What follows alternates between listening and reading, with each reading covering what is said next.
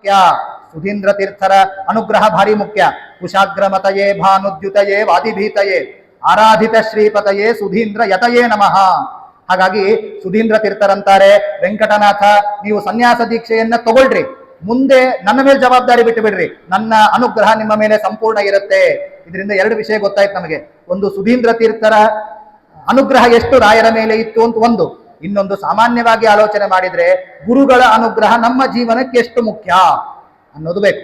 ಗುರುಗಳಿಂದಲೇ ಭವಸಾಗರವನ್ನ ದಾಟ್ಲಿಕ್ಕೆ ಸಾಧ್ಯ. ಗುರುಗಳು ಅನುಗ್ರಹ ಸಂಪೂರ್ಣ ಇರಬೇಕು. ಗುರುಗಳನ್ನ ಹುಂಕಾರ ಮಾಡಬಾರ್ದು, ಗುರುಗಳನ್ನ ಅಸಹ್ಯ ಮಾಡಬಾರ್ದು, ಗುರುಗಳ ಮಾತನ್ನ ತಿರಸ್ಕಾರ ಮಾಡಬಾರ್ದು. ಅಂಥವನು ಯಾವತ್ತೂ ಉದ್ಧಾರ ಆಗ್ಲಿಕ್ಕೆ ಸಾಧ್ಯ ಇಲ್ಲ. ಸುಧೀಂದ್ರ ತೀರ್ಥರು ಹೇಳ್ತಾ ಇದ್ದಾರೆ, ನೌಕೆಯ ಮೇಲೆ ಧ್ವಜ ಇದ್ದಂತೆ ನನ್ನ ಅನುಗ್ರಹ ಸದಾ ನಿಮಗೆ ಇರುತ್ತೆ, ಸನ್ಯಾಸ ಸ್ವೀಕಾರ ಮಾಡ್ರಿ. ಇಷ್ಟೆಲ್ಲ ಪರಿಯಾಗಿ ಹೇಳ್ತಾರೆ. ವೆಂಕಟನಾಥರು ಸುಮ್ಮನಾಗ್ಬಿಡ್ತಾರೆ. ಗುರುಗಳ ಮಾತಿಗೆ ಬೇರೆ ಏನು ಹೇಳಲ್ಲ. ಯಾಕೆ ಹೇಳಲ್ಲ ಅಂದ್ರೆ, ಸುಧೀಂದ್ರ ತೀರ್ಥರ ಉಪದೇಶ ಆಗಿತ್ತು ವೆಂಕಟನಾಥಾಚಾರ್ಯರಿಗೆ. ಸನ್ಯಾಸ ತಗೊಳ್ಳಲ್ಲ ಅಂತ ಮಠಕ್ಕೆ ಬಂದಿದ್ರು. ಸನ್ಯಾಸ ಯಾಕೆ ತಗೊಳ್ಳಲ್ಲ ಅಂತ ಎಳೆಯಾಗಿ ಸುಧೀಂದ್ರ ತೀರ್ಥರ ಉಪದೇಶ ಮಾಡಿದ್ರು. ಅವರಿಗೆ ಹೌದು ಅಂತ ಅನಿಸ್ಲಿಕ್ಕೆ ಶುರುವಾಯ್ತು. ಇನ್ನೊಂದು ಗಮನಿಸಬೇಕಾದ ವಿಷಯ, ಹೌದು ಅಂತ ಅನಿಸ್ಲಿಕ್ಕೆ ಶುರುವಾಯ್ತಲ್ಲ, ಮೊದಲು ಗೊತ್ತಿರ್ಲಿಲ್ವಾ? ಗೊತ್ತಿತ್ತು. ವೆಂಕಟನಾಥರು ಎಲ್ಲ ಬಲ್ಲವರೇ, ಮಹಾಪಂಡಿತರೇ. ಆದ್ರೂ ಕೂಡ ಗುರುಗಳ ಆಜ್ಞೆಯನ್ನ ಶಿರಸ ವಹಿಸಬೇಕು ಅನ್ನುವ ಸಂದೇಶವನ್ನ ಪ್ರಪಂಚಕ್ಕೆ ತಿಳಿಸಿಕೊಡ್ಬೇಕು. ಆದ್ದರಿಂದ ಅವ್ರು ಏನ್ ಮಾತಾಡ್ಲಿಲ್ಲ. ಸನ್ಯಾಸ ದೀಕ್ಷೆ ತಗೊಳ್ಬೇಕು ಅಂತ ಸನ್ಯಾಸದತ್ತ ಮನಸ್ಸು ಮಾಡಿದ್ರು ವೆಂಕಟನಾಥರು. ಸನ್ಯಾಸ ತಗೊಳ್ತೇನೆ ಅಂತ, ಇನ್ನೂ ಸನ್ಯಾಸ ತಗೊಳ್ತೇನೆ ಅಂತ ಗ್ರೀನ್ ಸಿಗ್ನಲ್ ಕೊಟ್ಟಿರ್ಲಿಲ್ಲ. ಆಯ್ತು ಸ್ವಾಮಿ ತಗೋತೀನಿ ಅಂತ ಅಂದಿರ್ಲಿಲ್ಲ ವೆಂಕಟನಾಥರು. ಸುಮ್ಮನೆ ಮಠದಿಂದ ವಾಪಸ್ ಬಂದ್ರು. ಸಪ್ಪಗ್ ಬಂದಿದ್ರು. ಕರ್ಣಾಕರ್ಣೆ ಪ್ರಾಪ್ಯ ಹೃತ್ಕರ್ಣ ಶಲ್ಯಂ ಕಾಂತೋದಂತಂ ಸಾ ಸರಸ್ವತ್ಯುದುಗ್ರೈ ಅಶ್ರು ವ್ಯೂಹೈ ಪ್ರೋಕ್ಷಿತೀವಾತ್ಮಹವ್ಯಂ ಪೂತಂ ದಾತುಂ ತದ್ವಿಯೋಗಾನಲಾಯ. ಆಮೇಲೆ ವಿಷಯ ಎಲ್ಲ ಕಡೆ ಗೊತ್ತಾಯ್ತು. ಇಡೀ ಊರು ಜನಕ್ಕೆಲ್ಲ ಗೊತ್ತಾಯ್ತು. ವೆಂಕಟನಾಥರಿಗೆ ಸುಧೀಂದ್ರ ತೀರ್ಥರು ಆಶ್ರಮವನ್ನ ಕೊಡ್ತಾ ಇದ್ದಾರೆ, ವೇದಾಂತ ಸಾಮ್ರಾಜ್ಯದಲ್ಲಿ ಪಟ್ಟಾಭಿಷಿಕ್ತರನ್ನಾಗಿ ಮಾಡ್ತಾ ಇದ್ದಾರೆ ವೆಂಕಟನಾಥರಿಗೆ ಅಂತ ಎಲ್ಲ ಊರಲ್ಲೆಲ್ಲ ಸುದ್ದಿ ಹರಡ್ತು. ಒಬ್ರು ಕಿವಿಯಿಂದ ಇನ್ನೊಬ್ರು ಕಿವಿಗೆ, ಇನ್ನೊಬ್ರು ಕಿವಿಯಿಂದ ಇನ್ನೊಬ್ರು ಕಿವಿಗೆ, ಕಿವಿಯಿಂದ ಕಿವಿಗೆ ಹೋಗಿ ಸರಸ್ವತಿಯ ಕಿವಿಗೆ ಬಿತ್ತು ವಿಷಯ. ಸರಸ್ವತಿ ಅಂದ್ರೆ ವೆಂಕಟನಾಥರ ಪತ್ನಿ, ಹೆಂಡತಿಯ ಕಿವಿಗೆ ಬಿತ್ತು. ಭಾರಿ ವರ್ಣನೆ ಮಾಡ್ತಾರೆ ನಾರಾಯಣಾಚಾರ್ಯರು. ಏನು ಉಳಿದಿಲ್ಲ. ಆಲೋಚನೆ ಮಾಡ್ರಿ, ಪರಿಸ್ಥಿತಿ ಹೇಗಿರಬೇಡ ಅಂದ್ರೆ, ಪತಿವ್ರತಾ ಸ್ತ್ರೀಗೆ ಸಹಿಸಲಿಕ್ಕಾಗದೇ ಇರತಕ್ಕಂತಹ ದುಃಖ ಏನು ಅಂದ್ರೆ ಗಂಡನ ವಿಯೋಗ. ಪತಿವ್ರತಾ ಸ್ತ್ರೀಗೆ ಗಂಡನ ವಿಯೋಗ ತಡ್ಕೊಳ್ಳಿಕ್ಕಾಗದೇ ಇರತಕ್ಕಂತಹ ದುಃಖದ ಸಂಗತಿ. ಒಬ್ಬ ಸರಸ್ವತಿ ಅಂತಹ ವೆಂಕಟನಾಥಾಚಾರ್ಯರ ಹೆಂಡತಿಗೆ ಭಾರಿ ದುಃಖ ತರ್ತಕ್ಕಂತಹ ವಿಷಯ ಯಾವುದು ಅಂದ್ರೆ ಗಂಡನ ವಿಯೋಗ. ಹಾಗಾಗಿ ಸಹಿಸ್ಲಿಕ್ಕಾಗದೇ ಇರತಕ್ಕಂತಹ ದುಃಖ ಆಯ್ತು. ಪಾಪ ಹೆಣ್ಣುಮಗಳಿಗೆ ಭಾರಿ ದುಃಖ ಪಟ್ರು. ಉತ್ಪ್ರೇಕ್ಷಾಲಂಕಾರದಿಂದ ವರ್ಣನೆ ಮಾಡ್ತಾರೆ ನಾರಾಯಣಾಚಾರ್ಯರು. ಆ ದುಃಖ ಹೇಗಿತ್ತು, ಏನು ಉಳಿದಿರುತ್ತೆ? ಏನು ಉಳಿದಿರೋದಿಲ್ಲ ನನ್ನ ಪ್ರಕಾರ. ಅವಳು ಕೋರ್ಟಿಗೆ ಹೋಗ್ಲಿಕ್ಕಾಗಲ್ಲ, ಗಂಡನ ಕಾಲು ಹಿಡಿದು ಸನ್ಯಾಸ ತಗೊಳ್ಬೇಡ್ರಿ ಅಂತ ಬೇಡ್ಕೊಳಿಕ್ಕಾಗಲ್ಲ, ಬಂಧು ಬಾಂಧವರಿಂದ ಗಂಡನಿಗೆ ಹೇಳಿಸ್ಲಿಕ್ಕಾಗಲ್ಲ, ಮಠಕ್ಕೆ ಬಂದು ಸುಧೀಂದ್ರ ತೀರ್ಥರನ್ನ ನಮಸ್ಕಾರ ಮಾಡಿ ಸನ್ಯಾಸ ದೀಕ್ಷೆ ಕೊಡಬೇಡ್ರಿ ಅಂತ ಹೇಳಲಿಕ್ಕಾಗಲ್ಲ. ಯಾಕಂದ್ರೆ ಅವರ ಉಪದೇಶಕ್ಕೆ ಗಂಡನೇ ಮಾರು ಹೋಗಿದ್ದಾನೆ. ವೆಂಕಟನಾಥರೇ ಸಮ್ಮತಿ ಲಕ್ಷಣದಿಂದ ವಾಪಸ್ ಮನೆಗೆ ಬಂದಾಗ ಈ ಹೆಣ್ಣು ಮಗಳು ಏನ್ ಮಾಡ್ತಾಳೆ? ಏನು ಮಾಡದೇ ಇರತಕ್ಕಂತಹ ಸ್ಥಿತಿ ನಮ್ಮ ಸರಸ್ವತಿ ಬಾಯಿಯರ್ದಾಗಿತ್ತು. ಏನು ಮಾಡ್ಲಿಕ್ಕಾಗ್ಲಿಲ್ಲ, ಕಣ್ಣೀರು ಮಾತ್ರ ಉಳಿದಿತ್ತು. ಕೊನೆಗೆ ಹೆಣ್ಣು ಮಗಳಿಗೆ ಭಾರೀ ದುಃಖ ಆದ ಕಣ್ಣೀರು ಬರುತ್ತೆ. ಹಾಗಾಗಿ ಕಣ್ಣೀರು ಮಾತ್ರ ಉಳಿದಿತ್ತು. 10 ದಿನಗಳನ್ನ ಕಳೀತಾ ಇದ್ಲು ನಮ್ಮ ಸರಸ್ವತಿ ಬಾಯಿ. ಅದಕ್ಕೆ ಉತ್ಪ್ರೇಕ್ಷ ಅಲಂಕಾರ ಮಾಡ್ತಾರೆ ಗ್ರಂಥಕಾರರು. ಹೇಗಿತ್ತು ಆ ಸನ್ನಿವೇಶ? ಈಗ ಹೋಮ ಮಾಡಬೇಕಾದ್ರೆ ಅಗ್ನಿಸ್ಥಾಪನೆ ಆಗಿರುತ್ತೆ ಕುಂಡದಲ್ಲಿ. ಅಗ್ನಿಸ್ಥಾಪನೆ ಆದಾಗ ಸುಕ್ಸ್ರುವಗಳು, ಆಹುತಿಗಳು, ನಮ್ಮ ಚರು ಎಲ್ಲ ಪುರೋಹಿತ ಪಕ್ಕಕ್ಕೆ ಇಟ್ಕೊಂಡಿರ್ತಾನೆ. ಕಟ್ಟಿಗೆಗಳು, ಸಮಿತ್ಗಳು ಒಂದು ಮಂತ್ರವನ್ನ ಹೇಳಿ ಎಲ್ಲದಕ್ಕೂ ನೀರು ಪ್ರೋಕ್ಷಣೆ ಮಾಡ್ತಾನೆ. ಯಾಕೆಂದ್ರೆ ಅಗ್ನಿಗೆ ಆಹುತಿ ಕೊಡೋಕ್ಕಿಂತ ಮುಂಚೆ ಆ ದ್ರವ್ಯಗಳಲ್ಲಿ ಏನಾದ್ರೂ ದೋಷ ಇದ್ರೆ ದೋಷ ಪರಿಹಾರ ಆಗ್ಲಿ, ದೋಷ ಇಲ್ಲದೆ ಇರತಕ್ಕಂತಹ ಆಹುತಿಗಳನ್ನ ಅಗ್ನಿ ಕೊಡಬೇಕು ಅಂತೆಲ್ಲ ಪೌರೋಹಿತ್ಯದಲ್ಲಿ ಒಂದು ಮಂತ್ರ. ಅದರಿಂದ ನೀರನ್ನ ಪ್ರೋಕ್ಷಣೆ ಮಾಡುವಂತೆ ಕಣ್ಣೀರಿನಿಂದ ತನ್ನನ್ನ ತಾನೇ ಪ್ರೋಕ್ಷಣೆ ಮಾಡಿಕೊಂಡು ಸರಸ್ವತಿ ದೇವಿ. ಹೋಮ ಯಾವ್ದಾಚಾರ್ಯ? ಹೋಮಕ್ಕೆ ಆಹುತಿಗೆ ಎಲ್ಲ ನೀರು ಪ್ರೋಕ್ಷಣೆ ಮಾಡಬೇಕು ಪವಿತ್ರ ಆಗ್ಲಿ ಅಂತ. ಕಣ್ಣೀರಿನಿಂದ ತನ್ನನ್ನ ತಾನೇ ಪ್ರೋಕ್ಷಣೆ ಮಾಡ್ಕೊಳ್ತಾ ಇದ್ದಾಳೆ ಸರಸ್ವತಿ. ಹಾಗಾದ್ರೆ ಹೋಮ ಯಾವುದು, ಅಗ್ನಿ ಯಾವುದು? ಅಗ್ನಿ ಯಾವುದು ಅಂದ್ರೆ ಪತಿದೇವರ ವಿಯೋಗ, ಅದೇ ಅಗ್ನಿ. ಆಹುತಿ ಯಾವುದು ಅಂದ್ರೆ ಸರಸ್ವತಿಯೇ ಆಹುತಿ. ಸರಸ್ವತಿಯೇ ಆಹುತಿ ಆದ್ದರಿಂದ ತನ್ನನ್ನ ತಾನು ಪವಿತ್ರ ಆಗುವಂತೆ ಕಣ್ಣೀರಿನಿಂದ ಪ್ರೋಕ್ಷಣೆ ಮಾಡ್ಕೊಳ್ತಾ ಇದ್ದಾಳೆ ಸರಸ್ವತಿ. ಇದರಿಂದ ಏನ್ ಅರ್ಥ ಆಯ್ತು ಅಂದ್ರೆ ಕೊನೆಗೆ ಆ ಹೆಣ್ಣು ಮಗಳಿಗೆ ಕಣ್ಣೀರು ಮಾತ್ರ ಉಳಿದಿತ್ತು. ವೆಂಕಟನಾಥಾಚಾರ್ಯರು ಸನ್ಯಾಸ ದೀಕ್ಷೆ ತಗೊಳ್ಳಿಕ್ಕೆ ಸನ್ನದ್ಧರಾಗಿದ್ದಾರೆ ಅನ್ನೋದನ್ನ ಈ ಶ್ಲೋಕದ ಮೂಲಕ ನಾರಾಯಣಾಚಾರ್ಯರು ತಿಳಿಸ್ತಾ ಇದ್ದಾರೆ. ಒಂದು ದಿನ ವೆಂಕಟನಾಥಾಚಾರ್ಯರು ಮಲ್ಕೊಂಡಿದ್ರು. ಬೆಳಗಿನ ಜಾವರದಲ್ಲಿ ಒಂದು ಸ್ವಪ್ನವಿತ್ತು ವೆಂಕಟನಾಥಾಚಾರ್ಯರಿಗೆ. ಅದ್ಭುತವಾಗಿರ್ತಕ್ಕಂತಹ ಒಬ್ಬ ದೇವತಾ ಸ್ತ್ರೀ ಸ್ವಪ್ನದಲ್ಲಿ ಬಂದಿದ್ದಾಳೆ, ಕನಸಿನಲ್ಲಿ ಬಂದಿದ್ದಾಳೆ. ಹಾಸಿಗೆಯ ಹತ್ತಿರದಲ್ಲಿ ಕೂತಿದ್ದಾಳೆ. ವೆಂಕಟನಾಥಾಚಾರ್ಯರು ಎಲ್ಲ ಕಾಣ್ತಾ ಇದ್ದಾರೆ. ಅವರ ಹಾಸಿಗೆ ಹತ್ರ ಕೂತಿದ್ದಾಳೆ ಒಬ್ಬ ದೇವತಾ ಸ್ತ್ರೀ. ರತ್ನ ಖಚಿತವಾದ ಚಿನ್ನದ ಸೊಂಟದ ಪಟ್ಟಿ ಒಡ್ಯಾಣವನ್ನ ಧರಿಸಿದ್ದಾಳೆ. ಅವಳ ಸೀರೆ ಏನು, ಅವಳ ಸೀರೆಗೆ ಹಾಕಿರ್ತಕ್ಕಂತಹ ನೆರಿಗೆ ಏನು, ಭಾರಿ ಅದ್ಭುತವಾಗಿ ಆಭರಣಗಳನ್ನೆಲ್ಲ ಹಾಕೊಂಡು ಬಂದಿದ್ಲು. ಕಣ್ಣುಗಳು ಕಮಲದಂತೆ, ಶರತ್ಕಾಲದ ಕಮಲದಂತೆ ಕಣ್ಣುಗಳು ಶೋಭಿಸ್ತಾ ಇವೆ. ಅಂತಹ ದೇವತೆ ಹಾಸಿಗೆ ಪಕ್ಕದಲ್ಲಿ ಕೂತಿದ್ದಾಳೆ ಅನ್ನುವ ಕನಸನ್ನ ನಮ್ಮ ವೆಂಕಟನಾಥಾಚಾರ್ಯರು ಕಂಡ್ರು. ಭಾರಿ ಸೊಗಸಾಗಿ ವರ್ಣನೆ ಮಾಡ್ತಾರೆ ಗ್ರಂಥಕಾರರು. ಯಾರು ಅಂತ ವೆಂಕಟನಾಥಾಚಾರ್ಯರಿಗೆ ಗೊತ್ತಾಗ್ತಿರ್ಲಿಲ್ಲ. ಯಾರು ಅಂತ ಕೇಳ್ತಾ ಇದ್ದಾರೆ ಕನಸಿನಲ್ಲಿ ವೆಂಕಟನಾಥಾಚಾರ್ಯರು. ಆ ದೇವತಾ ಸ್ತ್ರೀನೇ ಮಾತಾಡ್ಲಿಕ್ಕೆ ಪ್ರಾರಂಭ ಮಾಡಿದ್ಲು. ನಾನು ಯಾರು ಅಂದ್ರೆ, ನಾನು ಪರಮಾತ್ಮನಿಗೆ ಅತಿ ಪ್ರಿಯೆ, ಬ್ರಹ್ಮದೇವರಿಗೆ ಅತ್ಯಂತ ಪ್ರಿಯಳಾಗಿದ್ದೇನೆ ನಾನು. ಅಂತಹ ಒಬ್ಬ ದೇವತಾ ಸ್ತ್ರೀ ಯಾರು ಅಂದ್ರೆ ವಿದ್ಯಾಲಕ್ಷ್ಮಿ, ವಿದ್ಯೆಗೆ ಅಭಿಮಾನಿ ದೇವತೆಯಾಗಿರ್ತಕ್ಕಂತಹ ಸರಸ್ವತಿ ನಾನು ಅಂತ ಅವಳೇ ತನ್ನ ಪರಿಚಯವನ್ನು ಮಾಡಿಕೊಂಡ್ಲು. ವೆಂಕಟನಾಥಾಚಾರ್ಯರು ಕನಸಿನಲ್ಲೇ ಸಾಷ್ಟಾಂಗ ನಮಸ್ಕಾರ ಮಾಡಿದ್ದಾರೆ. ಎಲ್ಲ ಕನಸನ್ನ ಕಾಣ್ತಾ ಇದ್ದಾರೆ ವೆಂಕಟನಾಥಾಚಾರ್ಯರು. ಆ ಭಾಗವನ್ನ ಗಮನಿಸ್ಬೇಕು. ಆ ವಿದ್ಯಾ ಸರಸ್ವತಿ ವೆಂಕಟನಾಥಾಚಾರ್ಯರಿಗೆ ಉಪದೇಶ ಮಾಡ್ತಾಳೆ. ಎಲ್ಲ ಸುಧೀಂದ್ರ ತೀರ್ಥರು ಉಪದೇಶ ಮಾಡಿ ಕಳಿಸಿದ್ರು. ಆದ್ರೂ ಕೂಡ ಮನಸ್ಸು ಒಂದ್ಸತಿ ಆ ಕಡೆ ಒಂದ್ಸತಿ ಈ ಕಡೆ ಬರ್ತಿತ್ತು. ಮಗ ಉಪನಯನ ಆಗಿಲ್ಲ, ಹೆಂಡತಿ ಚಿಕ್ಕವಳು, ಅಷ್ಟು ಅಳ್ತಾ ಇದ್ದಾಳೆ. ಸನ್ಯಾಸ ಬೇಡ ಬಿಡು, ಗುರುಗಳ ವಾಕ್ಯವನ್ನ ಧಿಕ್ಕರಿಸಿದ್ರಾಯ್ತು ಅಂತ ಒಂದ್ಸತಿ ಆ ಕಡೆ ಹೋಗ್ತಾ ಇತ್ತು. ಗುರುಗಳು ಅಷ್ಟು ಉಪದೇಶ ಮಾಡಿದ್ದಾರೆ, ಬೇಡ ಸಂಸಾರ ಅಂತ ಈ ಕಡೆ ಬರ್ತಾ ಇತ್ತು. ಇಂತಹ ಪರಿಸ್ಥಿತಿಯಲ್ಲಿ ನಮ್ಮ ಸರಸ್ವತಿ ಕನಸಿನಲ್ಲಿ ದರ್ಶನ ಕೊಟ್ಲು. ಅವಳು ಹೇಳ್ತಾ ಇದ್ದಾಳೆ, ಆ ಉಪದೇಶ ಅದ್ಭುತವಾಗಿದೆ. ಸರಸ್ವತಿ ಹೇಳ್ತಾ ಇದ್ದಾಳೆ, ನೋಡಪ್ಪ ವೆಂಕಟನಾಥ, ಕೆಲವೊಂದು ಮಾತುಗಳನ್ನು ನಾನು ನಿನಗೆ ಹೇಳ್ತೀನಿ, ಗಮನ ಇಟ್ಟು ಕೇಳು. ಏನು ಅಂದ್ರೆ, ವೇದವ್ಯಾಸ ದೇವರು ಮೊದಲು ಬ್ರಹ್ಮಸೂತ್ರಗಳನ್ನು ರಚನೆ ಮಾಡಿದರು. ಬ್ರಹ್ಮಸೂತ್ರಗಳು, ಬ್ರಹ್ಮಮೀಮಾಂಸಾ ಶಾಸ್ತ್ರ ಕಾಮಧೇನು ಇದ್ದಂತೆ. ಸರಿ, ಕಾಮಧೇನು ಆಯ್ತು. ಆ ಬ್ರಹ್ಮಸೂತ್ರಗಳಿಗೆ ನಮ್ಮ ಆನಂದ ತೀರ್ಥರು ಬಂದರು. ಆನಂದ ತೀರ್ಥರು ಬ್ರಹ್ಮಸೂತ್ರ ಭಾಷ್ಯ ಅನ್ನುವ ಗ್ರಂಥವನ್ನ ಬರೆದ್ರು. ಅದು ಹಾಲು ಇದ್ದಂತೆ. ಹಾಗಾಗಿ ನಾನು ಹಾಲು ಕುಡಿಯುವ ಕೂಸು. ಯಾಕಂದ್ರೆ ವಿದ್ಯಾ ಸರಸ್ವತಿ ಎಲ್ಲ ಶಾಸ್ತ್ರಗಳಿಗೂ ಅಭಿಮಾನಿ ದೇವತೆ ಅವಳು. ಅದನ್ನಿಟ್ಟುಕೊಂಡು ಆಲೋಚನೆ ಮಾಡಬೇಕು. ಹಾಲು ಇದ್ದಂತೆ ನಾನು ಹಾಲು ಕುಡಿತಾ ಬೆಳೆದೆ. ಯಾವ ಹಾಲು? ಬ್ರಹ್ಮಸೂತ್ರ ಭಾಷೆ ಎಂಬತಕ್ಕಂತಹ ಹಾಲನ್ನ ಕುಡಿತಾ ಬೆಳೆದೆ. ಆಮೇಲೆ ಆನಂದ ತೀರ್ಥರು ಆದ್ಮೇಲೆ ಅಕ್ಷೋಭ್ಯ ತೀರ್ಥರ ಶಿಷ್ಯರಾಗಿ ನಮ್ಮ ಜೈತೀರ್ಥರು ಬಂದ್ರು. ಎಲ್ಲ ಅದ್ಭುತವಾದ ಶ್ಲೋಕಗಳಿವೆ. ಶ್ಲೋಕ ಹೇಳ್ತಾ ಕೂತ್ರೆ ಸಮಯ ಆಗೋದಿಲ್ಲ, ನಾನು ಅಭಿಪ್ರಾಯ ಮಾತ್ರ ಹೇಳ್ತೀನಿ. ಅಕ್ಷೋಭ್ಯ ತೀರ್ಥರ ಶಿಷ್ಯರಾಗಿ ನಮ್ಮ ಟೀಕಾಕೃತ್ಪಾದರು ಬಂದ್ರು. ತತ್ವ ಪ್ರಕಾಶಿಕ ಸುಧಾ ಅನ್ನುವ ಗ್ರಂಥವನ್ನ ಮಾಡಿಕೊಟ್ರು. ನನಗೆ ರಸಾಯನ ಕುಡಿಸಿದ್ರು. ವಿದ್ಯಾ ಸರಸ್ವತಿಗೆ ರಸಾಯನ ಕುಡಿಸಿದ್ರು. ನಾನು ತಾರುಣ್ಯಕ್ಕೆ ಬಂದೆ. ನನಗೆ ಯೌವನ ಬಂತು. ಯೌವನ ಬಂದ ಮೇಲೆ ಕೃಷ್ಣದೇವರಾಯನ ಆಸ್ಥಾನದಲ್ಲಿ ಒಬ್ಬ ಮಹಾನುಭಾವರಿದ್ರು. ಕೃಷ್ಣದೇವರಾಯನ ಆಸ್ಥಾನ ಅಂದ ತಕ್ಷಣ ನಮಗೆ ವ್ಯಾಸರಾಜರೇ ನೆನಪಾಗ್ತಾರೆ. ಅವರು ಕರ್ನಾಟಕಕ್ಕೆ ಕರುನಾಡಿಗೆ ಮಾಡಿದ ಮಹದುಪಕಾರ ಅದು. ವ್ಯಾಸರಾಜರು ಇದ್ರು. ಅಂತಹ ವ್ಯಾಸರಾಜರು ನ್ಯಾಯಾಮೃತವನ್ನ ರಚನೆ ಮಾಡಿಕೊಟ್ರು. ಯಾಕಂದ್ರೆ ಒಂದೊಂದು ಗ್ರಂಥವನ್ನ ರಚನೆ ಮಾಡಿಕೊಟ್ಟಾಗ ವಿದ್ಯಾ ಸರಸ್ವತಿಯ ಪಾತ್ರ ಹೆಚ್ಚುತ್ತಾ ಹೋಗುತ್ತೆ. ಅದನ್ನೇ ಗ್ರಂಥಕಾರರು ಹೇಳ್ತಾ ಇದ್ದಾರೆ. ವ್ಯಾಸರಾಜರು ನ್ಯಾಯಾಮೃತ ಗ್ರಂಥವನ್ನ ಬರೆದ್ರು, ತರ್ಕತಾಂಡವ ಗ್ರಂಥವನ್ನ ಬರೆದ್ರು, ಚಂದ್ರಿಕಾ ಗ್ರಂಥವನ್ನ ಬರೆದ್ರು. ವಿದ್ಯಾ ಸರಸ್ವತಿ ನನ್ನ ಕೈ ಹಿಡಿದು ನಡೆಸಿದ್ರು. ತಾರುಣ್ಯ ಬಂದಿತ್ತು, ಕೈ ಹಿಡಿದು ಕರ್ಕೊಂಡು ಹೋದ್ರು. ಅವರು ಎಲ್ಲ ಕಡೆ ಓಡಾಡಿಸ್ತಾ ಇದ್ದಾರೆ. ಬೆಳೆದು ದೊಡ್ಡವಳಾದೆ. ಆಮೇಲೆ ಅದೇ ವ್ಯಾಸರಾಜರು ಏನ್ ಮಾಡಿದ್ರು ಗೊತ್ತಾ? ನನಗೊಂದು ಆಸೆ ಇತ್ತು. ಏನ್ ಆಸೆ ಅಂದ್ರೆ, ಪ್ರಳಯ ಕಾಲದ ತನಕ ನಾನಿರ್ಬೇಕು. ವಿದ್ಯಾ ಸರಸ್ವತಿ ಪ್ರಳಯ ಕಾಲದ ತನಕ ನನ್ನ ಹೆಸರು ಪ್ರಸಿದ್ಧಿಯಲ್ಲೇ ಇರ್ಬೇಕು, ಯಾರು ಮರಿಬಾರ್ದು ನನ್ನ. ಅಂಥ ಆಸೆ ಇತ್ತು ನನಗೆ. ವ್ಯಾಸರಾಜರ ಮುಂದೆ ಹೇಳ್ಕೊಂಡೆ, ವ್ಯಾಸರಾಜರ ಇಂಥ ಆಸೆ ಇದೆ ನನಗೆ ಅಂತ. ವ್ಯಾಸರಾಜರು ಬಾ, ನಾನು ಮಾಡ್ತೀನಿ ಅಂತ ನನ್ನ ಹತ್ರ ಕರ್ಕೊಂಡ್ರು. ತರ್ಕತಾಂಡವ ಅನ್ನುವ ಗ್ರಂಥವನ್ನ ರಚನೆ ಮಾಡಿಕೊಟ್ಟು ನನ್ನನ್ನ ಬೆಳೆಸಿ ದೊಡ್ಡವಳನ್ನಾಗಿ ಮಾಡಿದ್ರು. ನನ್ನ ಬಯಕೆಯನ್ನ ಪೂರೈಸಿದ್ರು. ಆಮೇಲೆ ಅಮೃತ ಕುಡಿಬೇಕು ಅಂತ ನನಗೆ ಆಸೆ ಇತ್ತು. ಯಾಕಂದ್ರೆ ಅಮೃತ ಕುಡಿದ್ರೆ ಮರಣ ಇಲ್ಲ, ಅಮೃತತ್ವ ಬರುತ್ತೆ. ಹಾಗಾಗಿ ಅಮೃತ ಕುಡಿಬೇಕು ಅಂತ ನನಗೆ ಆಸೆ ಇತ್ತು. ವಿದ್ಯಾ ಸರಸ್ವತಿಯಾದ ನನಗೆ ಅಮೃತವನ್ನ ಕುಡಿಸಿದ್ರು ವ್ಯಾಸರಾಜರು. ಯಾವ ಅಮೃತ? ನ್ಯಾಯಾಮೃತವನ್ನ ಕುಡಿಸಿದ್ರು. ಅಮೃತ ಕುಡಿದಿದ್ದಕ್ಕೆ ಭಾರಿ ಖುಷಿ ಆಯ್ತು ನನಗೆ. ಆಮೇಲೆ ಪ್ರಳಯ ಕಾಲ ತನಕ ನನ್ನ ಹೆಸರು ಪೂರ್ತಿಯಾಗಿ ಇರಬೇಕು ಅಂತ ವ್ಯಾಸರಾಜರ ಹತ್ರ ಬೇಡ್ಕೊಂಡಿದ್ದೆ. ವ್ಯಾಸರಾಜರು ಏನ್ ಮಾಡಿದ್ರು? ಚಂದ್ರಿಕಾ ಅಂತ ಗ್ರಂಥವನ್ನ ರಚನೆ ಮಾಡಿದ್ರು. ಚಂದ್ರಿಕಾ ಅಂದ್ರೆ ಬೆಳದಿಂಗಳು. ಬೆಳದಿಂಗಳು ಯಾವಾಗ ನಾಶ ಆಗುತ್ತೆ? ಬೆಳದಿಂಗಳಿಗೆ ನಾಶವೇ ಇಲ್ಲ. ಹಾಗಾಗಿ ಚಂದ್ರಿಕಾ ಅನ್ನುವ ಗ್ರಂಥವನ್ನ ರಚನೆ ಮಾಡಿಕೊಟ್ಟು ಪ್ರಳಯ ಕಾಲ ತನಕ ನನ್ನ ಹೆಸರು ಇರುವಂತೆ ವ್ಯಾಸರಾಜರು ಮಾಡಿದ್ರು. ಇದು ವಿದ್ಯಾ ಸರಸ್ವತಿ ಹೇಳ್ತಾ ಇದ್ದಾಳೆ ಸ್ವಪ್ನದಲ್ಲಿ.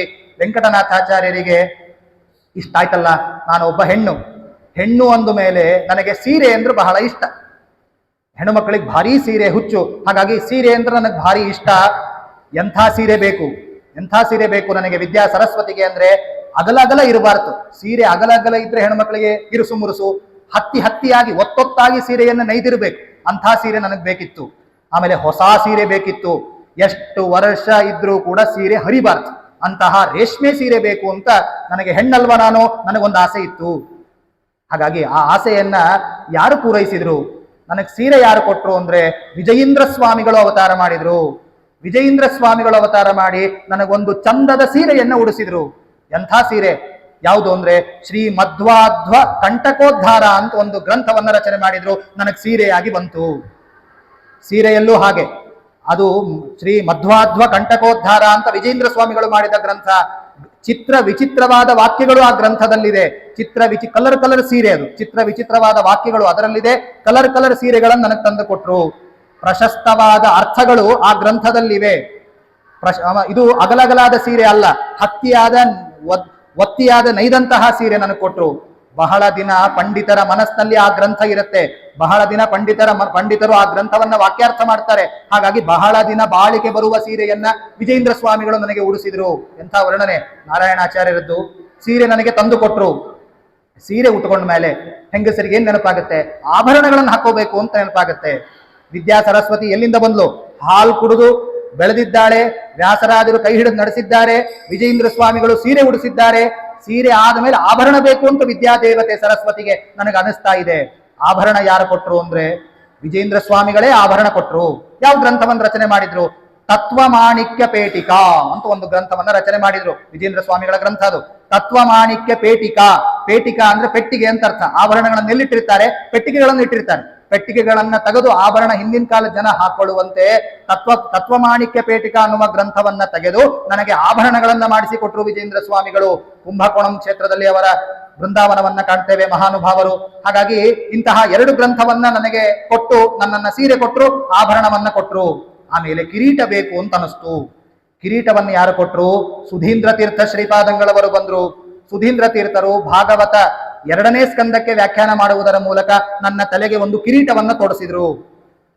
ಇಷ್ಟೆಲ್ಲ ರೆಡಿ ಆದ್ಮೇಲೆ ಮನೆಯಲ್ಲೇ ಸುಮ್ಮನೆ ಇರ್ಲಿಕ್ಕಾಗತ್ತಾ? ಹೋಗಿ 4 ಜನಕ್ಕೆ ತೋರಿಸ್ಬೇಕು ಅಂತ ಅನಿಸ್ತು. ಅಂದ್ರೆ ವಾಕಿಂಗ್ ಮಾಡಬೇಕು ಅಂತ ಅನಿಸ್ತು, ಓಡಾಡಬೇಕು ಅಂತ ಅನಿಸ್ತು. ಅದಕ್ಕೋಸ್ಕರ ಸುಧೀಂದ್ರ ತೀರ್ಥರೇ ಭಾಗವತ 11 ಸ್ಕಂದ, ಭಾರಿ ಕಷ್ಟದ ಸ್ಕಂದ, ಭಾಗವತ 11 ಸ್ಕಂದಕ್ಕೆ ಒಂದು ವ್ಯಾಖ್ಯಾನವನ್ನ ರಚನೆ ಮಾಡುವುದರ ಮೂಲಕ ನನಗೆ ಒಂದು ಉದ್ಯಾನವನವನ್ನ ಮಾಡಿಕೊಟ್ರು, ಗಾರ್ಡನ್ ಅನ್ನ ಮಾಡಿಕೊಟ್ರು. ಇಲ್ಲಿ ವಾಕಿಂಗ್ ಮಾಡು ವಿದ್ಯಾ ಸರಸ್ವತಿ ಅಂತ ಮಾಡಿಕೊಟ್ರು. ನಾನು ಅಲ್ಲಿ ವಾಕಿಂಗ್ ಮಾಡ್ತಾ ಇದ್ದೆ. ಆಮೇಲೆ ಉದ್ಯಾನವನ ಬೇಜಾರಾಯ್ತು. ಇಷ್ಟೆಲ್ಲ ರೆಡಿಯಾಗಿ ಕೇವಲ ಉದ್ಯಾನವನದಲ್ಲೇ ತಿರುಗಾಡ್ತಾ ಇದ್ರೆ ಬೇಜಾರಾಯ್ತು. ಆಗ ಸುಧೀಂದ್ರ ತೀರ್ಥರು ಏನ್ ಮಾಡಿದ್ರು? ವಾದಿಗಳನ್ನ ಖಂಡನೆ ಮಾಡ್ಲಿಕ್ಕೆ, ವಾದವನ್ನ ಮಾಡ್ಲಿಕ್ಕೆ ಹೇಳಿದ್ರು. ವಾದವನ್ನ ಮಾಡ್ತಾ ನನ್ನನ್ನ ಬಳಸ್ತಾ ಏನಾಯ್ತು? ಒಂದು ರಂಗಸ್ಥಳವನ್ನ ನಿರ್ಮಾಣ ಮಾಡಿಕೊಟ್ರು. ನೀನು ಅಲ್ಲಿ ನರ್ತನ ಮಾಡ್ತಾ ಇರು ಅಂತ. ಹಾಗಾಗಿ ಮೊದಲೇ ವೇದವ್ಯಾಸ ದೇವರು, ಮಧ್ವಾಚಾರ್ಯರು, ಟೀಕಾಕೃತ್ಪಾದರು, ವ್ಯಾಸರಾಜರು, ವಿಜಯೇಂದ್ರ ಸ್ವಾಮಿಗಳು, ಸುಧೀಂದ್ರ ತೀರ್ಥರು, ನಂತರ ನಿನ್ನ ಸರದಿ ವೆಂಕಟನಾಥ. ಹಾಗಾಗಿ ಕೊನೆಗೆ ವಿದ್ಯಾ ಸರಸ್ವತಿ ಕನಸಿನಲ್ಲಿ ಒಂದು ಮಾತಾಡ್ತಾಳೆ, ಈಗ ನಿನ್ನ ಸರದಿ ಬಂದಿದೆ, ನಿನ್ನ ಗುರುಗಳ ಹತ್ತಿರ ನಾನು 2 ವರ್ಷ ಇರ್ತೀನಿ. ವಿದ್ಯಾ ಸರಸ್ವತಿ ಹೇಳ್ತಾ ಇದ್ದಾಳೆ. 2 ವರ್ಷ ಆದಮೇಲೆ ಅವರು ಅವತಾರ ಕಾರ್ಯವನ್ನ ಮುಗಿಸ್ತಾ ಇದ್ದಾರೆ. ನೀನು ನನ್ನನ್ನ ಸಾಕಬೇಕು, ನೀನು ನನ್ನನ್ನ ಮುಂದೆ ಬೆಳೆಸಬೇಕು. ಜಾನೀಹಿ ತ್ವಂ ವೆಂಕಟಾರ್ಯತ್ವದಾರ್ಯ ವಾಸೋ ಯನ್ಮೇ ವತ್ಸರ ದ್ವಂದ್ವಮೇವ ತದ್ವಾಕ್ಯಾನೆ ಲಬ್ಧವರ್ಣೋ ನ ಚಾಸ್ತೆ ವಿದ್ವತ್ ಸಂಗೆ ನೈವ ಭಾವಿ ತ್ವದನ್ಯಃ. ವಿದ್ಯಾ ಸರಸ್ವತಿ ಹೇಳ್ತಾ ಇದ್ದಾಳೆ, 2 ವರ್ಷ ಮಾತ್ರ ನಿನ್ನ ಗುರುಗಳಲ್ಲಿ ನಾನು ಇರ್ತೀನಿ, ಆಮೇಲೆ ಇರೋದಿಲ್ಲ. ನನ್ನನ್ನ ಮುಂದೆ ಬೆಳೆಸಬೇಕಾದ ಕರ್ತವ್ಯ ನಿಂದು ವೆಂಕಟನಾಥ, ಸನ್ಯಾಸವನ್ನ ಸ್ವೀಕಾರ ಮಾಡು. ಇನ್ನೊಂದು ಮಾತಾಡ್ತಾಳೆ, ಅದ್ಭುತವಾದ ಮಾತು. ಆಚಾರ್ಯಾಣಾಂ ಕರ್ಮಠಾನಾಂ ಮಠಾನಾಂ ವೇದ್ಯಾಂ ವಿದ್ಯಾಂ ತತ್ವ ಮಿಥ್ಯಾತ್ವವಾದ. ವೆಂಕಟನಾಥ, ನೀನು ಒಂದು ವೇಳೆ ಸನ್ಯಾಸಾಶ್ರಮವನ್ನ ಸ್ವೀಕಾರ ಮಾಡದೇ ಇದ್ರೆ ಭಾರಿ ಅನರ್ಥ ಆಗತ್ತೆ. ಒಂದು ವೇಳೆ ಸನ್ಯಾಸಾಶ್ರಮವನ್ನ ಸ್ವೀಕಾರ ಮಾಡಿದ್ರೆ ಭಾರಿ ಉಪಯೋಗ ಆಗುತ್ತೆ, ಹೇಳ್ತೀನಿ ಕೇಳು. ಇವತ್ತು ಅಕ್ಷರಶಃ ಸತ್ಯ ಆಗ್ತಾ ಇದೆ ಮಾತು. ಈ ಮಾತು ಯಾರು ಹೇಳಿದ್ದು ಅಂದ್ರೆ ಅವತ್ತು ವಿದ್ಯಾ ಸರಸ್ವತಿಯೇ ಸ್ವಪ್ನದಲ್ಲಿ ಹೇಳಿದ್ದಾಳೆ. ಏನ್ ಹೇಳಿದ್ದಾಳೆ ಅಂದ್ರೆ, ಪಂಡಿತರು, ಆಚಾರ್ಯರು, ನೀನು ಅವತಾರ ಮಾಡಿದ್ರೆ ನಿನ್ನ ಸನ್ನಿಧಾನದಲ್ಲಿ ಕುಳಿತುಕೊಂಡು ಪಾಠ ಪ್ರವಚನ ಮಾಡ್ತಾ ಇರ್ತಾರೆ. ಇವತ್ತು ಭಾರತ ದೇಶಾದ್ಯಂತ ಅಲ್ಲ, ಇಡೀ ವಿಶ್ವದಲ್ಲೇ ಮಠಗಳಿವೆ. ರಾಯರ ಮೃತ್ತಿಕಾ ಸನ್ನಿಧಾನ ಇದೆ. ಒಂದಲ್ಲ ಒಂದು ಶುಭ ಕಾರ್ಯಕ್ರಮಗಳಾಗ್ತಾ ಇರ್ತವೆ. ಒಬ್ರಲ್ಲ ಒಬ್ರು ಅಧ್ಯಾಪಕರು ಉಪನ್ಯಾಸ ಮಾಡ್ತಾ ಇರ್ತಾರೆ. ಒಂದಲ್ಲ ಒಂದು ಧಾರ್ಮಿಕ ಕಾರ್ಯಗಳು ನಡೀತಾ ಇರ್ತವೆ. ವಿದ್ಯಾ ಸರಸ್ವತಿ ಅವತ್ತೇ ಹೇಳಿದ್ಲು, ರಾಯರಿಂದ ಸನಾತನ ಹಿಂದೂ ಸಂಸ್ಕೃತಿಗೆ ಎಂತ ಅದ್ಭುತವಾದ ಕೊಡುಗೆ ಇದು ಅಂತ ಗಮನಿಸಿ. ಹಾಗಾಗಿ ನೀನು ಅವತಾರ ಮಾಡಲೇಬೇಕು. ನಿನ್ನಲ್ಲಿ ಅನೇಕ ಜನ ವಿದ್ವಾಂಸರು, ಅನೇಕ ಜನ ವಿದ್ಯಾರ್ಥಿಗಳು, ಒಳ್ಳೆ ಒಳ್ಳೆ ಕೆಲಸಗಳು ನಡೀತಾ ಇರ್ತವೆ. ನೀನು ಸನ್ಯಾಸ ಸ್ವೀಕಾರ ಮಾಡು ಅಂತ ಹೇಳಿದ್ಲು. ಹಾಗಾಗಿ ಯಾವಾಗ ವಿದ್ಯಾ ಸರಸ್ವತಿಯ ಉಪದೇಶ ಆಯಿತೋ, ವೆಂಕಟನಾಥಾಚಾರ್ಯರು ತೀರ್ಮಾನ ಮಾಡಿದ್ರು, ನಾನು ಸನ್ಯಾಸವನ್ನ ಸ್ವೀಕಾರ ಮಾಡ್ತೀನಿ ಅಂತ ತೀರ್ಮಾನ ಮಾಡಿದ್ರು. ಇನ್ನೊಂದು ಮಾತು ಹೇಳಿದ್ಲು ವಿದ್ಯಾ ಸರಸ್ವತಿ ಕನಸಿನಲ್ಲಿ, ಶ್ರೀರಾಮಾರ್ಚ ಪೂಜ್ಯತೆ ಏನ ತಸ್ಮಿನ್ ವಾಸಂ ಯನ್ಮೇ ಕಲ್ಪಯದ್ ವ್ಯಾಸದೇವ. ಶ್ರೀರಾಮಾರ್ಚ ಪೂಜ್ಯತೆ, ಯಾರು ಮೂಲರಾಮನನ್ನ ಪೂಜೆ ಮಾಡ್ತಾರೋ ಅಂಥವರಲ್ಲಿ ನೀನಿರು ಅಂತ ವೇದವ್ಯಾಸದೇವರೇ ನನಗೆ ಆಜ್ಞೆ ಮಾಡಿದ್ದಾರೆ. ಹಾಗಾಗಿ ಯಾರು ಮೂಲರಾಮ ದೇವರನ್ನ ಮುಟ್ಟುತ್ತಾರೋ ಅವರಲ್ಲಿ ವಿದ್ಯಾ ಸರಸ್ವತಿ ನಾನು ಇದ್ದೇ ಇರ್ತೀನಿ. ಅವರು ಕೊಡುವ ಮಂತ್ರಾಕ್ಷತೆ ಯಾಕೆ ಅಷ್ಟು ಶಕ್ತಿಶಾಲಿ ಅಂದ್ರೆ ಇದಕ್ಕೆ ಶಕ್ತಿಶಾಲಿ. ಸುಷಮೀಂದ್ರ ತೀರ್ಥರು, ಅವರು ಜಾಸ್ತಿ ಅಧ್ಯಯನ ಮಾಡಿದವರಲ್ಲ, ನಮಗೆಲ್ಲ ಗೊತ್ತು. ಸುಷಮೀಂದ್ರ ತೀರ್ಥರನ್ನು ನೋಡಿದ್ದೀವಿ, ಪ್ರಾತಃ ಸ್ಮರಣೀಯರು. ಸುಷಮೀಂದ್ರ ತೀರ್ಥರು ಒಂದು ಸತಿ ಒಬ್ರು ಆಚಾರ್ಯರಿದ್ರಂತೆ, ವಾದವನ್ನೆಲ್ಲ ಮಾಡಿ ಮಂತ್ರಾಲಯಕ್ಕೆ ಬಂದ್ರಂತೆ.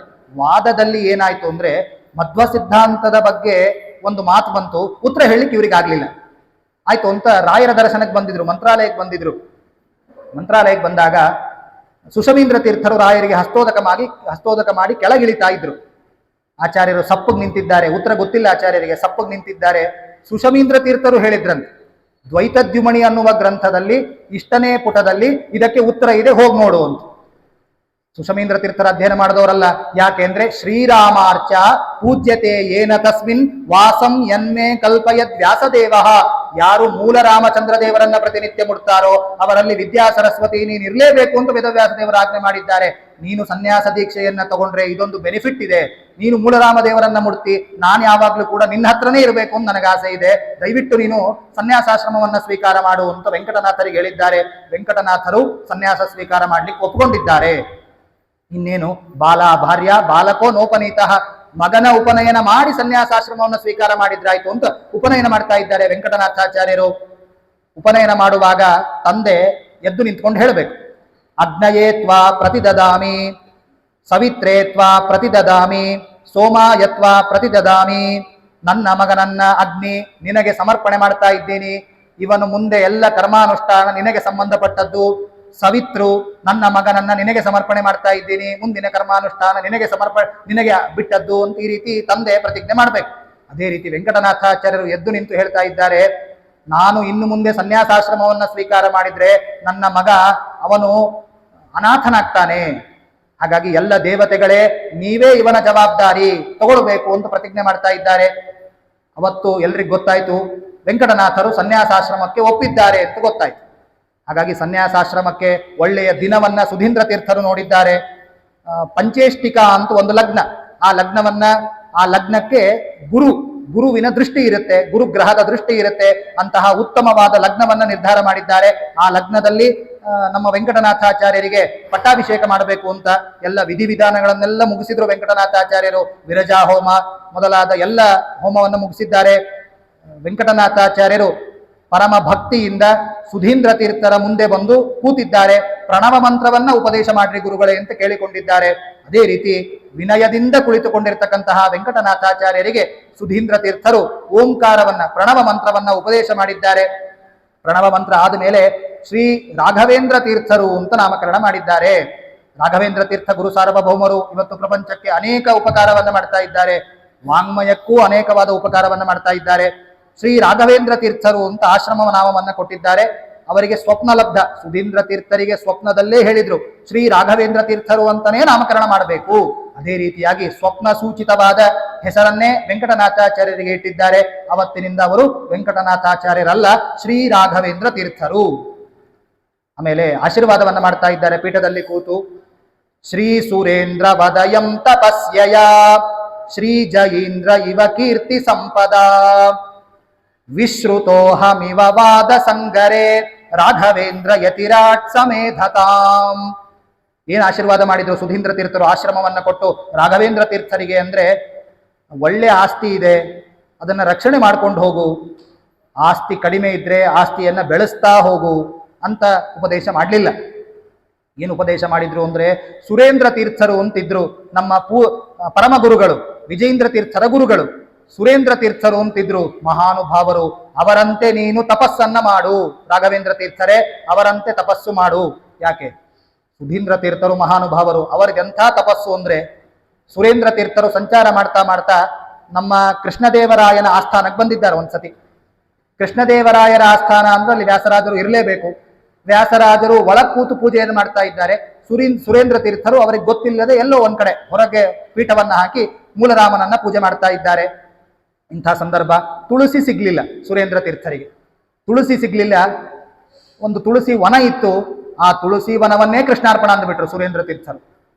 ಆಮೇಲೆ ವ್ಯಾಸರಾಜರ ಪೂಜೆಗೆ ತುಳಸಿ ಇರ್ಲಿಲ್ಲ, ಒಳಗೆ ತುಳಸಿ ತಗೊಂಡ್ ಬಾ ಅಂದದ್ದಕ್ಕೆ ಆ ವನದಿಂದಲೇ ಒಬ್ಬ ಶಿಷ್ಯ ತುಳಸಿಯನ್ನು ತಗೊಂಡು ಹೋದ. ಒಳಗೆ ತಗೊಂಡು ಹೋದ್ರೆ ವ್ಯಾಸರಾಜರು ಇದು ನಿರ್ಮಾಲ್ಯ ಆಗಿದೆ, ಈ ತುಳಸಿ ನಿರ್ಮಾಲ್ಯ ತುಳಸಿ, ಇದು ಏರಿಸ್ಲಿಕ್ಕೆ ಬರೋಲ್ಲ, ಧಾರಣೆ ಮಾಡ್ಕೊಳ್ಲಿಕ್ಕೆ ಬರುತ್ತೆ, ಬೇಡ ಅಂದ್ರು. ಅಲ್ಲ ಸ್ವಾಮಿ, ಫ್ರೆಶ್ ಆದ ತುಳಸಿಯನ್ನೇ ತುಳಸಿ ವನದಿಂದಲೇ ತಗೊಂಡ್ ಬಂದಿದ್ದೀನಿ ಅಂತ ಶಿಷ್ಯ ಕೇಳಿದ. ಅಲ್ಲಿ ಯಾರಿದ್ರು? ಯಾರೋ ಒಬ್ಬ ಸನ್ಯಾಸಿ ಪೂಜೆ ಮಾಡ್ತಾ ಇದ್ರು ಅಂತ ಶಿಷ್ಯ ಹೇಳಿದ. ಸನ್ಯಾಸಿ ಸಾಮಾನ್ಯವಾದ ಸನ್ಯಾಸಿ ಅಲ್ಲ, ಇಡೀ ತುಳಸಿ ವನವನ್ನೇ ಪರಮಾತ್ಮನಿಗೆ ಸಮರ್ಪಣೆ ಮಾಡಿದ ಸನ್ಯಾಸಿ, ಅವರೇ ಸುರೇಂದ್ರ ತೀರ್ಥ ಶ್ರೀಪಾದಂಗಳವರು ಅಂತ ವ್ಯಾಸರಾಜರು ಹೇಳಿದ್ರು. ವೈಭವದಿಂದ ಸ್ವಾಗತ ಮಾಡ್ಕೊಂಡು ಒಳಗೆ ಕರ್ಕೊಂಡು ಹೋದ್ರು. ಇಂತಹ ಅದ್ಭುತವಾದ ಕಾರ್ಯ ಯಾವಾಗ ಬರುತ್ತೆ ಅಂದ್ರೆ, ಅವ್ರಿಗೆ ತಪಸ್ಸು ಅದ್ಭುತವಾಗಿದ್ದಾಗ ಮಾತ್ರ ಬರೋದು. ತಪಸ್ಸಿಗೆ ಮಾತ್ರ ಪರಮಾತ್ಮ ಒಲಿಯೋದು, ಶಕ್ತಿ ಕೊಡೋದು. ಅಂತಹ ಅದ್ಭುತವಾದ ತಪಸ್ಸನ್ನು ಮಾಡಿದ ಸುರೇಂದ್ರ ತೀರ್ಥರಂತೆ ನೀವು ತಪಸ್ವಿಗಳಾಗಬೇಕು ಅಂತ ಸುಧೀಂದ್ರ ತೀರ್ಥರು ಹೇಳಿದ್ರು. ವಿಜಯೀಂದ್ರರಂತೆ ನೀನು, ನಮ್ಮ ಗುರುಗಳು ವಿಜಯೀಂದ್ರರಂತೆ ಕೀರ್ತಿಶಾಲಿಯಾಗಬೇಕು. 64 ವಿದ್ಯೆಯನ್ನ ಬಲ್ಲವರು ಮಹಾನುಭಾವರು ವಿಜಯೀಂದ್ರ ತೀರ್ಥ ಸ್ವಾಮಿಗಳು, ಅವರಂತೆ ಕೀರ್ತಿವಂತನಾಗು, ನನ್ನಂತೆ ವಾದಿಗಳನ್ನ ಜಯಿಸು. ಹೀಗೆ 3 ವಿಧವಾದ ಆಶೀರ್ವಾದವನ್ನ ಮಾಡಿ, ಮಂತ್ರೈ ಪೂತೈರ್ ವಾರಿ ಜಾದ್ಯೈ ಪ್ರಸೂನೈ ಮುಕ್ತಾ ಮುಖ್ಯೈ ರತ್ನ ಜಾಲೈರುಪೇತೈ. ಕಮಲದ ಹೂಗಳನ್ನು ಹಿಡ್ಕೊಂಡಿದ್ದಾರೆ, ಮುತ್ತು ರತ್ನಗಳನ್ನು ಹಿಡ್ಕೊಂಡಿದ್ದಾರೆ, ಶಂಖದಲ್ಲೆಲ್ಲ ಪವಿತ್ರವಾದ ನೀರನ್ನ ತುಂಬಿಸಿದ್ದಾರೆ. ಋಗ್ವೇದ, ಯಜುರ್ವೇದ, ಸಾಮ, ಅಥರ್ವ ಎಲ್ಲ ಮಂತ್ರಗಳನ್ನ ಹೇಳ್ತಾ ಸುಧೀಂದ್ರ ತೀರ್ಥರು ರಾಯರಿಗೆ ಅಭಿಷೇಕವನ್ನ ಮಾಡಿದ್ದಾರೆ. ವೇದಾಂತ ವಿದ್ಯಾ ಸಾಮ್ರಾಜ್ಯಕ್ಕೆ ಅಭಿಷಿಕ್ತರನ್ನಾಗಿ ಮಾಡಿದ್ರು. ಅವತ್ತು ವೆಂಕಟನಾಥಾಚಾರ್ಯರು ನಮಗೆ ರಾಯರಾಗಿ ಸಿಕ್ಕಂತಹ ಪರಮದಿನ. ಯಾಕೆ ರಾಯರನ್ನೇ ಯಾಕೆ ಕೂಡಿಸ್ಬೇಕಾಗಿತ್ತು ಪೀಠದಲ್ಲಿ? ನಮಗೆಲ್ಲ ಕಾಡುವ ಪ್ರಶ್ನೆ, ರಾಯರಿಂದ ಏನು ಉಪಯೋಗ? ರಾಯರಿಂದ ಲೌಕಿಕವಾದ ಜಗತ್ತಿಗೆ ಬೇಕಾದಷ್ಟು ಉಪಯೋಗ ಇದೆ. ಸಂತಾನ, ಸಂಪತ್, ಪರಿಶುದ್ಧ ಭಕ್ತಿ, ವಿಜ್ಞಾನ, ವಾಗ್ದೇಹ ಸುಪಾಠವಾದೀನ್ ದತ್ವ, ಶರೀರೋತ್ಥ ಸಮಸ್ತ ದೋಷಾನ್ ಹತ್ವ, ಸನೋವ್ಯಾತ್ ಗುರು ರಾಘವೇಂದ್ರ ಅಪೇಕ್ಷಿತ ಪ್ರದಾತಾನ್ಯೋ ರಾಘವೇಂದ್ರ ನ ವಿದ್ಯತೆ. ಅಜ್ಞಾನ, ವಿಸ್ಮೃತಿ, ಭ್ರಾಂತಿ, ಸಂಶಯ, ಅಪಸ್ಮೃತಿ, ಕ್ಷಯ, ತಂದ್ರಾಕಂ, ಎಲ್ಲ ಲೌಕಿಕವಾದ ಜಗತ್ತು ಇವತ್ತು ಎಲ್ಲ ವಿಧವಾದ ಸಂಪತ್ತನ್ನ ರಾಯರಿಂದ ಪಡ್ಕೊಳ್ತಾ ಇದ್ದಾರೆ. ಸರಿ, ವೈದಿಕ ವಾಂಗ್ಮಯಕ್ಕೆ ರಾಯರ ಕೊಡುಗೆ ಏನು? ಯಾಕೆಂದ್ರೆ ವೇದಾಂತ ವಿದ್ಯಾ ಸಾಮ್ರಾಜ್ಯಕ್ಕೆ ಪಟ್ಟಾಭಿಷಿಕ್ತರನ್ನಾಗಿ ಮಾಡಿದ್ದಾರೆ ಸುಧೀಂದ್ರ ತೀರ್ಥರು. ಅದಕ್ಕೇನಾದ್ರೂ ಪ್ರಯೋಜನ ಬೇಕಲ್ವಾ? ಪ್ರಯೋಜನ ಇದೆ. ಪ್ರಯೋಜನ ಅದ್ಭುತವಾಗಿದೆ. ಏನು ಪ್ರಯೋಜನ ಅಂದ್ರೆ, ಅಪಣಾಚಾರ್ಯರೇ ಹೇಳ್ತಾರೆ, ಶ್ರೀಪೂರ್ಣ ಬೋಧ ಗುರು ತೀರ್ಥ ಪಯೋಬ್ಧಿಪಾರ ತಾಮಾರಿ ಮಾಕ್ಷ ವಿಷಮಾಕ್ಷ ಶಿರಸ್ಪೃಶಂತಿ. ರಾಯರ ಗ್ರಂಥಗಳು ಹೇಗಿವೆ ಅಂತಂದ್ರೆ, ಗಂಗಾ ನದಿಯಂತೆ ಇವೆ ರಾಯರ ಗ್ರಂಥಗಳು. ಯಾಕೆ? ತುಂಗಭದ್ರಾ ನದಿಗೆ ಹೋಲಿಸಬಹುದಾಗಿತ್ತು, ಅಥವಾ ಕಾವೇರಿ ನದಿಗೆ ಹೋಲಿಸಬಹುದಾಗಿತ್ತು. ಗಂಗಾ ನದಿಯಂತೆ ರಾಯರ ಗ್ರಂಥಗಳು. ಗಂಗಾ ನದಿಯನ್ನೇ ಯಾಕೆ ದೃಷ್ಟಾಂತವನ್ನಾಗಿ ಇಟ್ಕೊಂಡಿದ್ದಾರೆ ಅಪ್ಪಣ್ಣಾಚಾರ್ಯರು? ಭಾರಿ ಸ್ವಾರಸ್ಯ ಇದೆ. ಯಾಕಂದ್ರೆ ಗಂಗಾ ನದಿ ಯಾವತ್ತೂ ಬತ್ತಿ ಹೋಗದೇ ಇರತಕ್ಕಂತಹ ನದಿ. ಯಾವತ್ತೂ ಗಂಗಾ ನದಿ ಹರಿತಾನೇ ಇರ್ತಾಳೆ. ಯಾವ ನ್ಯೂಸ್ ಪೇಪರ್ ಅಲ್ಲಿ, ಯಾವ ಟಿವಿ ಚಾನೆಲ್ನಲ್ಲಿ ಗಂಗಾ ನದಿ ಇವತ್ತು ಬತ್ತಿ ಹೋಗಿದೆ ಅಂತ ವಾರ್ತೆನೇ ಇಲ್ಲ. ಯಾಕೆಂದ್ರೆ ಬತ್ತಿ ಹೋಗಬೇಕು ಅಂದ್ರೆ ಬಿಸಿಲುಗಾಲದಲ್ಲಿ ಮಾತ್ರ ಬತ್ತಿ ಹೋಗ್ಬೇಕು. ಹಿಮ ಕರಿಗೆ ಹರಿತಾ ಇದ್ದಾಳೆ, ಚಳಿಗಾಲದಲ್ಲಿ ಹರಿತಾ ಇದ್ದಾಳೆ, ಮಳೆಗಾಲದಲ್ಲಂತೂ ಮಳೆ ನೀರಿನಿಂದ ಗಂಗೆ ಹರಿತಾ ಇದ್ದಾಳೆ. ರಾಯರ ಗ್ರಂಥಗಳು ಹಾಗೆ. ರಾಯರ ಗ್ರಂಥಗಳು ಬತ್ತಿ ಹೋಗೋದೇ ಇಲ್ಲ ಯಾವತ್ತು.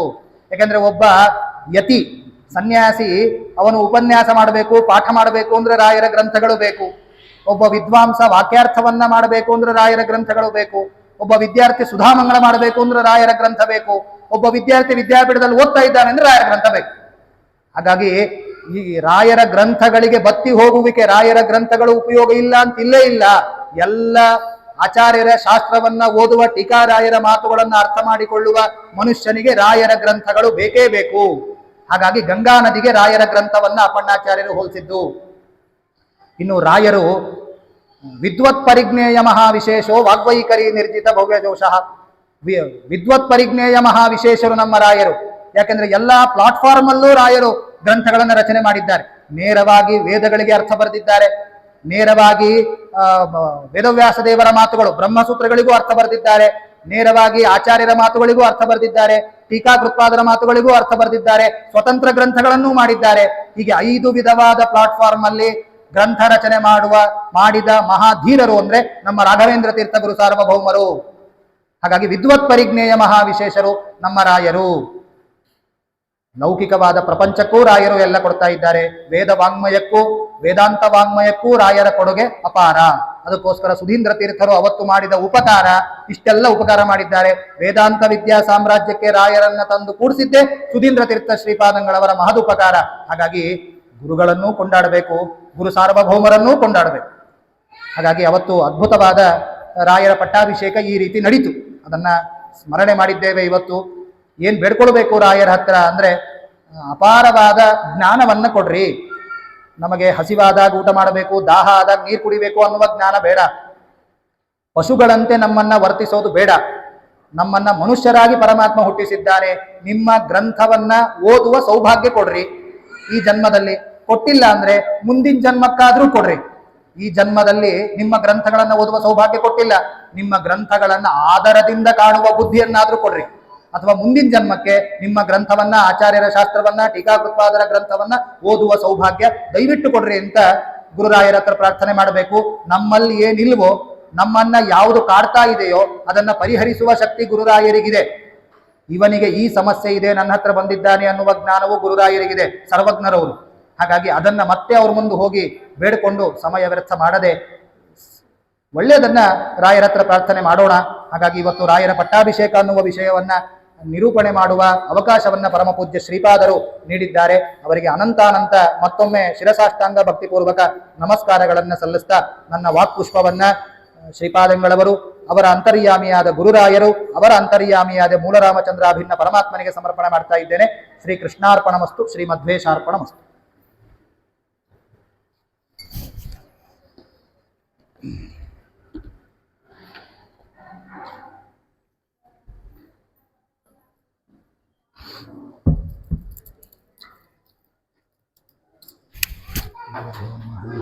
ಶ್ರೀ ಪೂರ್ಣಬೋಧ ಗುರುತೀರ್ಥವಯೋದ್ಧಿಕಾರ ಕಾಮಾರಿಮಾಕ್ಷವಿಷಮಾಕ್ಷಿರಸ್ವಸಂತಿ ಪೂರ್ವೋತ್ತರಾಮಿತ ತರಂಗತರತ್ಸುಹಂಸ ದೇವಾಲಿ ಸೇವಿತ ಪರಾಂಘೃತಯೋಗಲಗ್ನ ಜೀವೇಶಭೇದ ಗುಣಪೂರ್ತಿಜಗಸ್ವಭಾವಾನಿ